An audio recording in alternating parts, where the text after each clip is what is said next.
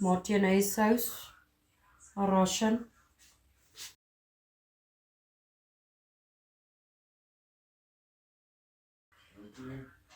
Daai is Sissy se dinner.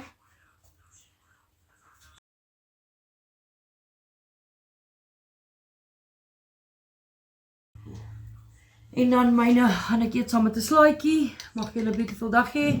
Be blessed. Laat weet my in die comments wat julle eet op 'n Vrydag.